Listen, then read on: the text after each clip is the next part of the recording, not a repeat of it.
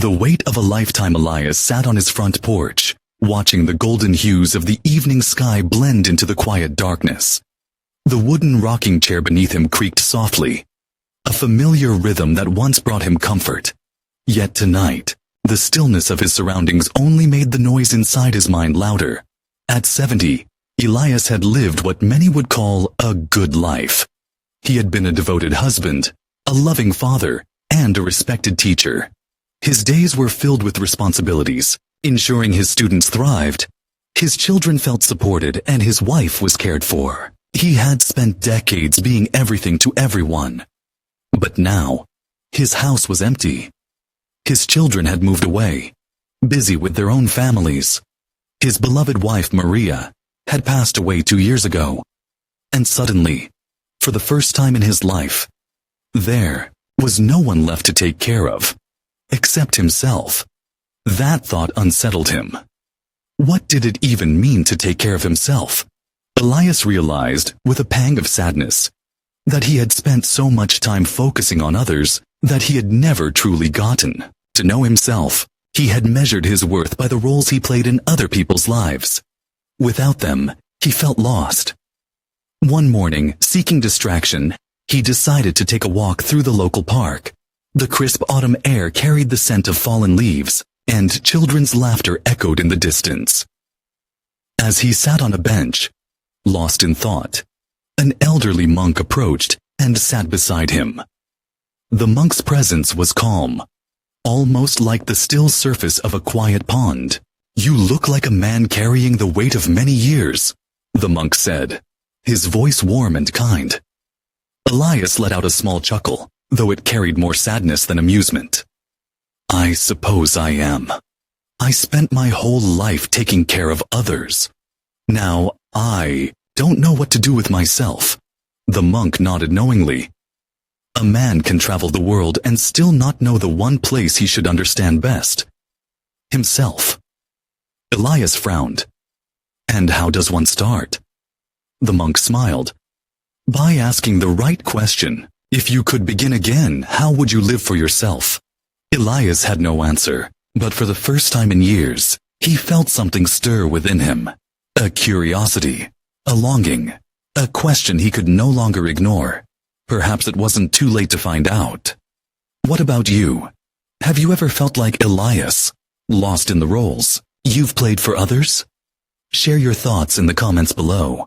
And if this story resonates with you, consider subscribing to our channel for more stories that inspire self-discovery and inner peace. Getting acquainted with himself that night, as Elias sat alone in his dimly lit living room, the question lingered in his mind like a distant echo. If you could begin again, how would you live for yourself? It was a simple question, but it struck him deeply. He had spent a lifetime living for others, his students, his children, his wife. Every decision he made had been shaped by responsibilities, by expectations, by the silent duty of putting others first. And now, with no one left to care for but himself, he realized with a quiet sadness that he did not truly know the man he had become. For the first time in years, he felt like a stranger in his own skin. Determined to find some clarity, Elias retrieved an old notebook from the bookshelf. Its pages yellowed with time. He opened to a blank page and, gripping the pen with hesitant fingers, wrote a single question at the top. "Who am I?" He stared at the words, waiting for an answer to appear. But the silence in the room stretched long and empty, mirroring the silence within him. He could list his titles: father, husband, teacher. But beyond those roles, beyond the years of fulfilling obligations, what remained? After a long pause, he sighed and closed the notebook. Maybe tomorrow. The next morning, Elias woke with an unusual restlessness. He decided to take a walk, hoping the crisp morning air would clear his thoughts. As he strolled through the quiet streets, he found himself paying attention to details he had long overlooked. The way the golden sunlight filtered through the trees, the distant hum of a lawnmower, the rhythmic tapping of his own footsteps against the pavement. There was something grounding about noticing the world in this way. He had spent so much of his life rushing. Rushing to work. Rushing to provide. Rushing to meet expectations. But now, there was no urgency. No schedule to keep. He stopped by a small cafe he had passed countless times but never entered. This time, he stepped inside. Ordering a black coffee, he took a seat by the window, watching the world move past. He had no book, no phone, no distraction, just himself and the quiet moment. It felt strange at first, almost uncomfortable, but then he realized something. He was simply being. Not planning, not worrying, not performing, just existing. That evening, he reopened his notebook. This time, instead of forcing an answer, he decided to observe himself as he had once observed his students. Without judgment, with curiosity, he wrote down small things he had noticed about himself that day. I like the smell of fresh coffee in the morning. I enjoy the quiet hum of a city waking up. I feel most at peace when I am near water.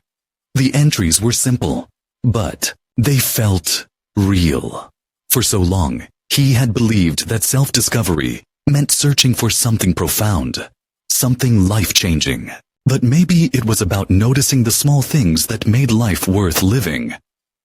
A few days later, while searching through old boxes in the attic, Elias stumbled upon something unexpected. An old set of paintbrushes. Tucked away in a forgotten corner, he picked them up, his fingers brushing against the worn wooden handles. He had once loved painting. As a young man, he would spend hours lost in the colors, finding meaning in the strokes of a brush. But life had pulled him away, and the brushes had been left behind, gathering dust along with so many other forgotten parts of himself. That night, he set up a small canvas by the window, where the soft glow of the street lamp cast a warm light across the room. He dipped a brush into blue paint, hesitating for a moment before making the first stroke. The movement was clumsy at first, uncertain, but as he continued, something shifted. He lost himself in the act, in the way the colors blended, in the quiet focus that painting required. For the first time in a long while, he felt something stir inside him. Something beyond duty, beyond grief. It was joy.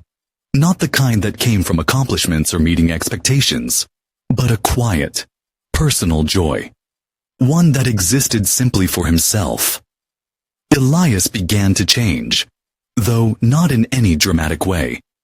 The shifts were small, but meaningful. He started paying attention to his thoughts, to his emotions, to what brought him peace. He kept walking every morning, not for exercise, but because he enjoyed feeling the world wake up around him. He bought more paints, experimenting with colors like a child rediscovering a long-lost toy. He sat in silence without feeling the need to fill it.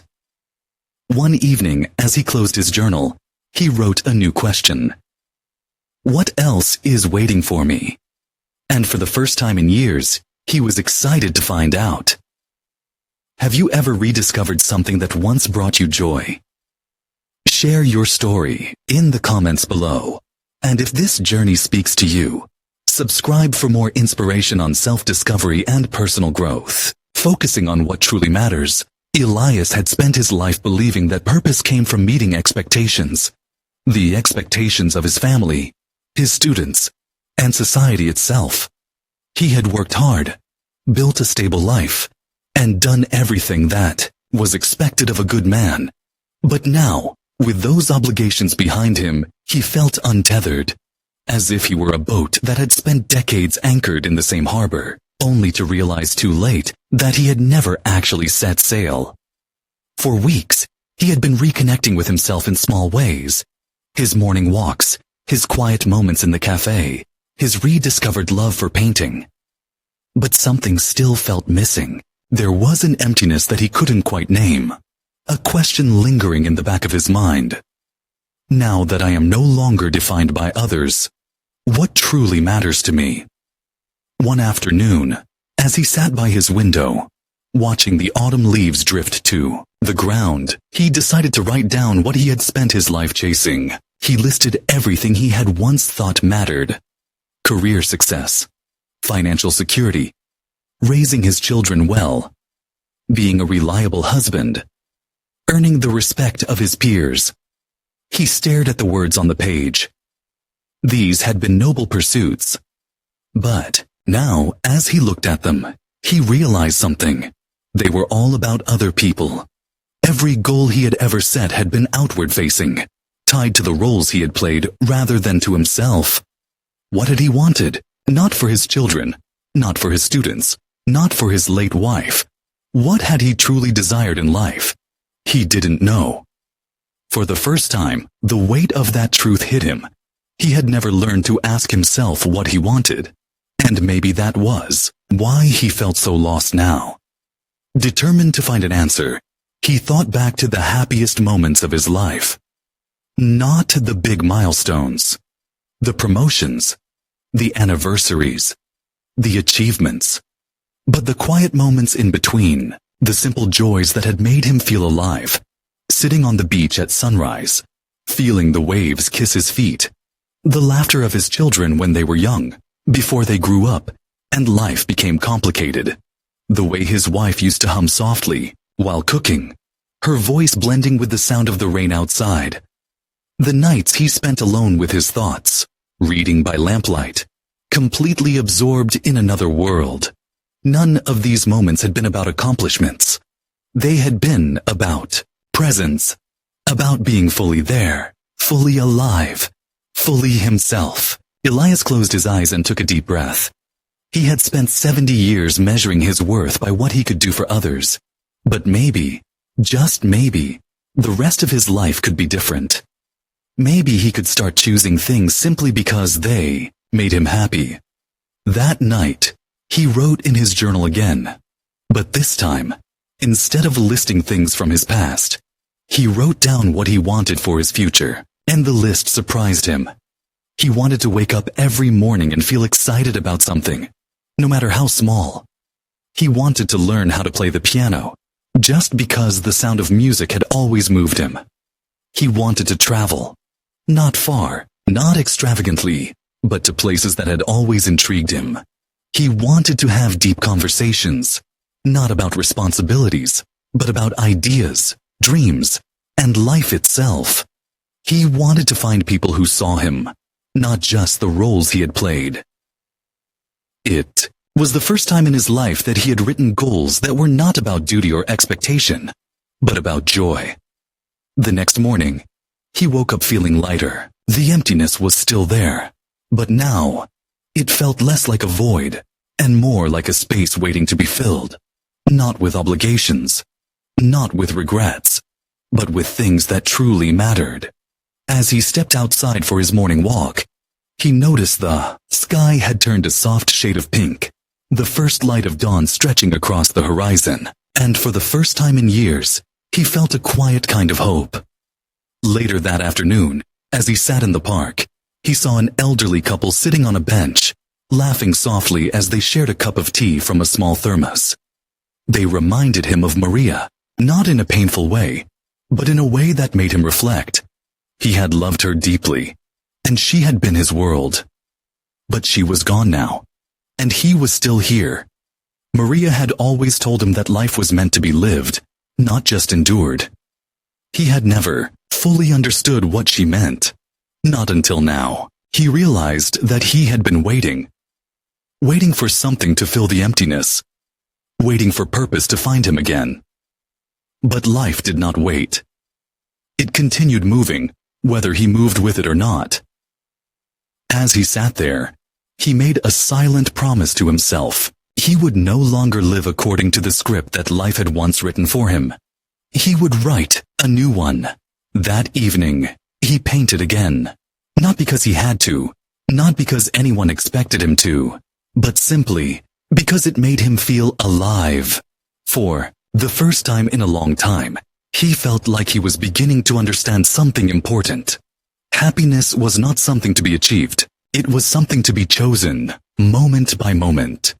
And as he dipped his brush into the paint, swirling it gently before making his first stroke on the canvas, he realized that his life, too, was still a work in progress. What about you? Have you ever paused to ask yourself what truly matters to you? Share your thoughts in the comments. And if this journey resonates with you, consider subscribing for more stories on self-discovery and inner peace. Creating a self-care plan. Elias had always believed that self-care was something indulgent, something meant for those who had the luxury of time. In his years as a teacher, a husband, and a father, he had placed the well-being of others above his own. There was always someone who needed him. His students, who looked up to him for guidance. His children, who depended on him to provide. His wife, who had been his greatest love, and his greatest responsibility. Now, with those roles behind him, he was left with a simple but unsettling question. What does it mean to take care of myself? For the first time, he had space to think about his own needs, yet he felt almost guilty for doing so. He had spent a lifetime believing that his worth came from service, from sacrificing for others. But as he sat alone in his quiet house, he realized something profound. He had given love so freely to others, but had never truly given it to himself. That night, he made a decision. He would no longer treat self-care as something optional, something reserved for a later time. He would start now. The next morning, Elias woke up early, and, instead of following his usual routine of sitting in silence with his thoughts, he stepped outside. The air was crisp, the sky painted in soft hues of blue and gold. He began walking, not with the purpose of reaching anywhere, but simply to move, to feel his body, to remind himself that he was alive. He passed by a small bookstore and, on impulse, stepped inside. It had been years since he had bought a book for himself.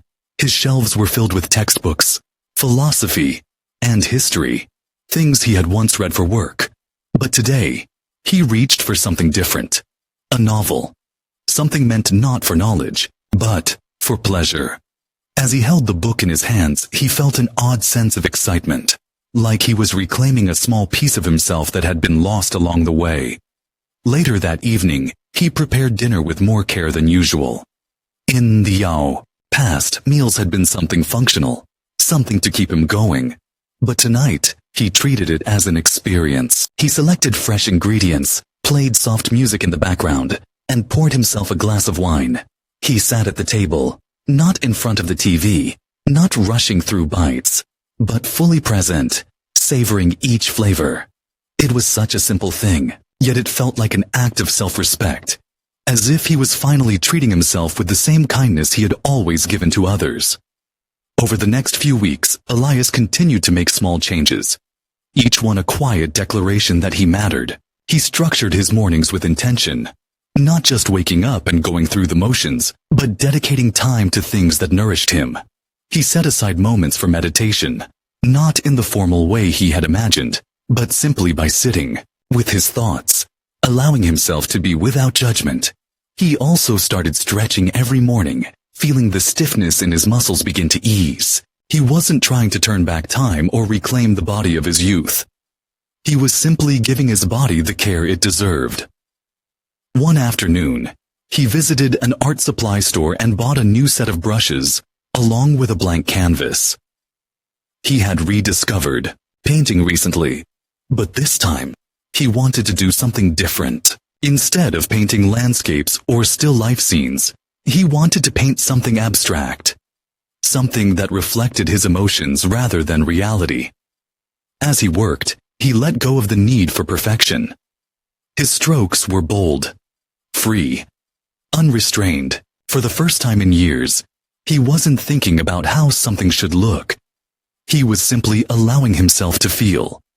One evening, as he sipped tea on his porch, watching the sky fade into twilight, he felt a deep sense of peace. He realized that self-care wasn't about grand gestures.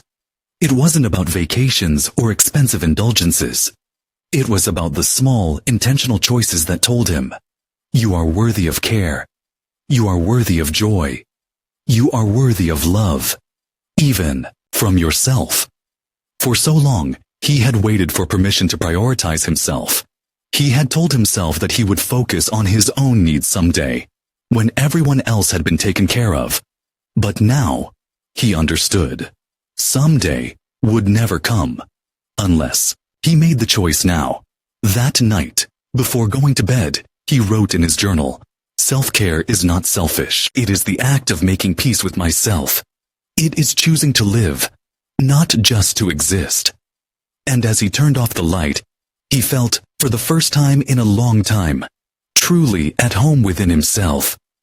What does self-care mean to you? Have you ever struggled with the idea of prioritizing yourself? Share your thoughts in the comments below.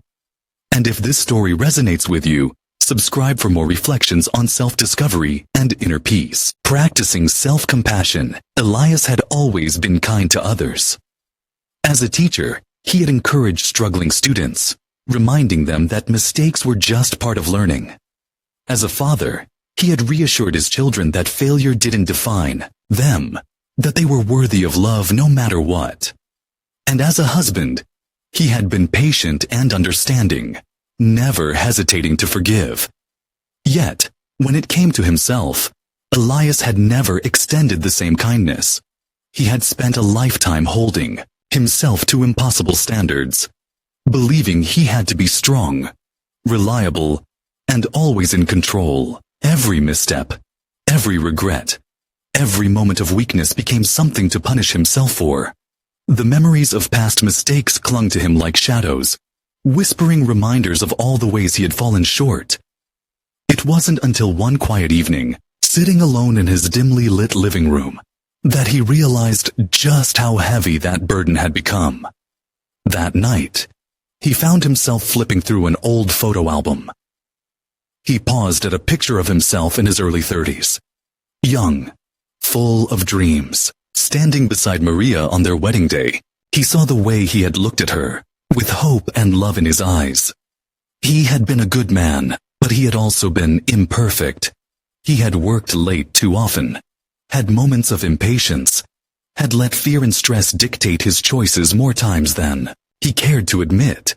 But as he stared at that younger version of himself, he wondered, if that man were sitting beside me right now, would I judge him as harshly as I judge myself today? The answer came swiftly. No.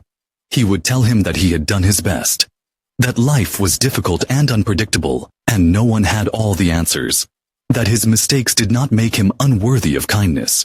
So why couldn't he say the same to himself now? For the first time, Elias realized that he had been withholding forgiveness, not from others, but from himself. That night, he did something he had never done before. He sat down at his desk, took out a sheet of paper, and began writing a letter. "Dear Elias," he wrote, hesitating for a moment before continuing. "I forgive you." The words felt foreign at first, as if they belonged to someone else. But as he wrote, something shifted inside him. "I forgive you for the times you were too afraid to take a risk. I forgive you for not always being the perfect husband, the perfect father, the perfect man. I forgive you for the things you didn't know, for the mistakes you made while simply trying to do your best. You are not your failures. You are not your regrets. You are worthy of love, even from yourself." As he finished, a quiet warmth spread through him. It wasn't a grand moment of revelation, but it was something small and powerful, like the first light of dawn after a long night. The next morning, Elias decided to take another step. He had always practiced mindfulness in small ways. His walks, his moments of silence, but he had never truly meditated. He had assumed it required some deep spiritual discipline, something reserved for monks and philosophers. But today, he simply sat in his chair, closed his eyes, and placed his hand over his heart. He breathed in slowly. "I am enough." He breathed out, "I forgive myself." At first, the words felt like nothing more than a thought passing through his mind. But the more he repeated them, the more they began to sink in. For years, He had looked outside himself for validation. He had searched for approval in his work, his family, his accomplishments. But self-worth, he was beginning to understand, was not something that came from the outside. It was something cultivated from within. Over the next few weeks, Elias made self-compassion a practice. Every time he caught himself thinking, "I should have done better," or "I wish I had known more," he paused and asked himself, "Would I say this to someone I love?" If the answer was no, he let it go. Instead of dwelling on his past mistakes, he started focusing on the present, on what he could do today, on how he could live with more kindness toward himself. One afternoon, while walking in the park, he saw a young boy struggling to fly a kite. The child would run a few steps, let the kite go, only to watch it fall back to the ground. Again and again he tried. Each failure met with a look of determination rather than frustration. Elias smiled. There was a time when he had been like that boy, willing to fall, to get back up, to try again without shame. Somewhere along the way, he had forgotten that life was meant to be lived like this. Not with harshness, but with patience, with curiosity, with the willingness to embrace imperfection. That evening, he returned to his painting. This time, he didn't try to perfect the details or make it look a certain way. He simply painted for the joy of it, allowing each stroke to be what it was. For the first time, he wasn't painting to impress, to prove, to achieve. He was painting because he loved to paint, and in that moment, he understood something. Self-compassion was not about ignoring his past or pretending he had never made mistakes. It was about recognizing that he was human, that he had done the best he could with what he knew at the time. It was about giving himself permission to move forward, to find joy again, to let go of the weight he had carried for so long. As he put down the brush, he looked at his hands, hands that had built a life, that had comforted, that had given so much to others. It was time to give something back to himself. That night, before bed, he stood in front of the mirror. For years, he had only seen the wrinkles, the gray hair, the signs of time passing, but tonight, he looked deeper. And for the first time in a long time, he smiled at the man looking back. Have you ever struggled with forgiving yourself? What would you say if you could write a letter to your younger self? Share your thoughts in the comments below. And if this journey resonates with you, subscribe for more reflections on self-discovery and inner peace. Doing what brings him joy. For most of his life, Elias had thought of joy as something that had to be earned. He had worked hard, fulfilled his responsibilities, and sacrificed for others, believing that happiness would come naturally as a reward for doing the right things. But now, standing at the threshold of his later years, he realized he had spent more time chasing obligations than actually living. Joy had been something he postponed, something he told himself he would embrace later, when there was more time, when there were fewer responsibilities, when everything was settled. But what if later never came? One evening, as Elias sat by the window, watching the last light of day fade into the horizon, he thought about the things that had once made him feel alive. As a child, he had spent hours drawing on scraps of paper, fascinated by the way colors blended. As a teenager, he had loved the feel of the wind rushing against his face when he rode his bike downhill. That exhilarating moment of freedom. As a young man, he had once danced with Maria in the kitchen, their laughter echoing through the house, unrestrained and full of life. He had felt joy before. He had known it. But somewhere along the way, he had begun treating it as a luxury rather than a necessity. That night, he made a promise to himself. He would stop waiting. The next morning, Elias sat at his kitchen table with a blank sheet of paper before him. He wrote a question at the top. What brings me joy? At first, the answers didn't come easily. His mind kept drifting toward things that were practical, productive, useful. But he caught himself. This wasn't about shoulds or musts. This was about feeling alive. Slowly, He began writing, painting, not to impress, but for the sheer pleasure of seeing color take shape. Walking without a destination, simply to enjoy the air, the sky, the rhythm of his own steps. Listening to music from his youth, the songs that made his heart ache in the best way. Learning something new, just for the fun of it. Cooking, not out of necessity, but because he enjoyed the process. The scent of fresh herbs, the way flavors mixed and deepened over time. Writing, even if no one ever read his words. As he stared at the list, something stirred inside him. None of these things required permission. None of them had to wait. That afternoon, he did something he hadn't done in years. He walked into a music store and bought a second-hand acoustic guitar. He had never learned how to play, but he had always wanted to. He ran his fingers over the strings, feeling their resistance, their potential. At home, he found beginner tutorials online and spent hours strumming, his fingers stumbling over the chords, his muscles awkward with unfamiliarity. It was frustrating, humbling even. But it was his, and that made all the difference. Days passed, then weeks. Elias began making space for joy, not as an afterthought, but as a daily ritual. Some days, he painted. Some days, he sat in the park, listening to the world move around him. Other days, he simply allowed himself to do nothing at all, to sit with a cup of tea and watch the birds outside his window without guilt, without the nagging feeling that he should be doing something more. One afternoon, while visiting the local farmer's market, he spotted a woman selling homemade pastries.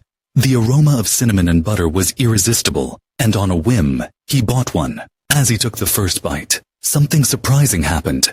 It reminded him of his mother's kitchen when he was a boy. The scent of warm bread filling the air. The way she would hum softly as she baked. He closed his eyes for a moment, allowing himself to be transported back to that time. And then he realized this was joy too. Not just the big things, but the small fleeting moments that made life feel rich, textured, whole. One evening, as Elias painted in his living room, he heard a knock at the door. It was his neighbor, Henry, a retired mechanic who had lived down the street for years. "I heard you playing guitar the other day," Henry said with a grin. "Didn't know you were a musician." Elias chuckled. "I'm not, just learning." Henry scratched his chin. "You know, I used to play a little myself. Maybe we could practice together sometime?" Elias hesitated for only a second before nodding. "I'd like that." That night, as he lay in bed, he thought about how different his life felt from just a few months ago. The loneliness was still there sometimes, but it no longer defined him. He was no longer waiting for joy to find him. He was seeking it, creating it, allowing himself to deserve it. Joy, he realized, wasn't something distant, something reserved for special occasions or the lucky few. It was woven into everyday life, waiting to be noticed. It was in the taste of warm pastry, in the sound of a guitar chord slowly beginning to make sense, in the brush of paint against canvas, in the company of an old friend willing to share in a simple pleasure. It had always been there. All he had to do was say yes. What about you? What small joys have you been putting off, waiting for the right time? Maybe the right time is now. Share your thoughts in the comments, and if this journey speaks to you, subscribe for more stories on self-discovery and embracing life fully. Letting go of comparisons. Elias had never considered himself a jealous man. He had lived a good, honest life, working hard and providing for his family. He had done everything he was supposed to do. And yet, as the years passed and he found himself with more time to reflect, an uncomfortable truth began to surface. He had spent far too much of his life measuring himself against others.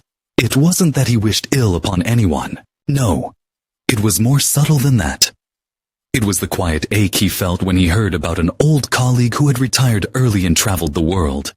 The twinge of regret when he saw an old friend still surrounded by family. His house filled with the laughter of grandchildren, the self-doubt when he looked at the man in the mirror and wondered if he had done enough, been enough. Comparison, he realized, wasn't always about envy.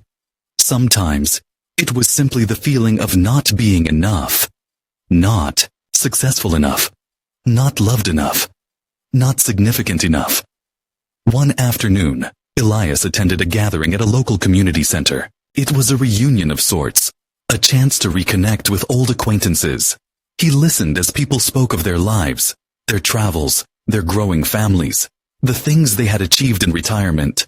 And as he sat there, he felt something unexpected rise within him, a sense of loss. Not because he wasn't happy for them, but because a part of him still wondered, should my life have looked different? Later that evening, as he walked home alone, he felt the weight of his own thoughts pressing against him. He thought about the roads he hadn't taken, the choices that had led him here. Was he proud of his life? Had he made the right decisions? As he stepped into his house, he caught his reflection in the hallway mirror. He paused. For a moment, he imagined himself as a younger man, full of dreams and expectations. If that version of himself were standing here now, what would he see? Would he see failure, disappointment, missed opportunities? Or would he see a man who had given everything he had, who had loved deeply, who had done the best he could with the time he was given? He took a deep breath and let the question settle in his heart. That night, he wrote in his journal, "Comparison is a thief. It steals the joy of what is, replacing it with the longing for what could have been." Elias decided he would no longer let it have that power over him. The next day, he made a conscious choice to stop looking outward for validation and start looking inward for peace. He began practicing gratitude in small ways. Every morning, before his feet touched the floor, he thought of 3 things he was grateful for. Sometimes they were big things: his health, the love he had shared, the wisdom he had gained. Other times they were small: a warm cup of coffee, the sound of birds outside his window, the quiet comfort of a familiar routine. He also started reflecting on the life he had lived, rather than the one he hadn't. One afternoon, while walking through the park, he saw an old oak tree standing tall, its branches stretching wide, its roots deep in the earth. He imagined how many storms it must have weathered, how many seasons it had seen. It didn't rush to grow like the saplings beside it, nor did it compare itself to the towering trees around it. It simply was strong, steady, enough. Elias smiled to himself. Maybe that was the lesson. One evening, he received a phone call from an old friend, Richard. They had lost touch over the years, but hearing Richard's voice felt like stepping back into another lifetime. They spoke for hours, reminiscing, sharing stories. At one point, Richard said something that made Elias pause. "You know," Richard said with a chuckle, "I always envied you, Elias. You were so steady, so sure of yourself. I spent my life chasing things: money, success, recognition. But you always seemed to know what really mattered." Elias was stunned. All these years he had compared himself to others, believing he had fallen short. And yet, here was someone who had looked at his life and seen something worth admiring. That night, as he sat in his quiet house, he thought about the time he had wasted measuring himself against others. The truth was, no one's journey was the same. No 2 lives could be compared because they were never meant to be identical. He thought of the tree in the park, standing tall and unshaken, growing at its own pace. And for the first time, Elias truly understood. He was exactly where he was meant to be. Have you ever struggled with comparing yourself to others? What helps you find peace in your own journey? Share your thoughts in the comments. And if this story resonates with you, subscribe for more reflections on self-discovery and embracing life fully. The man who found himself. Again, Elias sat on his front porch, the evening air cool against his skin, the distant hum of life moving around him. He had spent so much of his life believing happiness was something to be earned. Something that came after responsibility, after duty, after everyone else's needs had been met. But now, in the quiet of his later years, he understood something he had never quite allowed himself to believe. Joy was not a reward, it was a choice. For too long, he had measured himself against others, against expectations that were never truly his own. He had carried the weight of regret, wondering if he had taken the wrong path, if his life should have looked different. But what he had come to realize was this: his life was his own, and that alone made it enough. He no longer sought validation in the achievements of others. He no longer looked back with longing at roads not taken. Instead, he had begun to see the beauty in the life he had built, in the love he had given, in the moments of quiet contentment that filled his days. The man who had once felt lost had found himself, not by searching outward, but by turning inward, by embracing the truth that his worth was never determined by comparison, but by the simple fact that he was here, he was alive, and he was still growing. That night, Elias picked up his journal one last time. He no longer needed to ask himself who he was, or if he had done enough. Instead, he wrote a single sentence: "I am at peace with who I am." As he closed the book, he felt something lift within him. Lightness, freedom, a quiet kind of joy. He had spent his whole life looking for answers, and now he finally understood that he had always had them. He had simply needed to listen. He leaned back, watching TNHE sky fade into deep shades of violet and gold. Somewhere in the distance, laughter rang out, blending with the rustling of leaves in the wind. Life moved on, as it always did. And, for the first time in a long time, Elias moved with it. If this journey has spoken to you, if you've ever felt lost in the expectations of others or the weight of comparison, know that you are not alone. Your path is yours, and that alone makes it worthy. If this story resonated with you, share your thoughts in the comments. And if you'd like to continue exploring the wisdom of self-discovery and inner peace, consider subscribing. There's so much more to uncover. Together,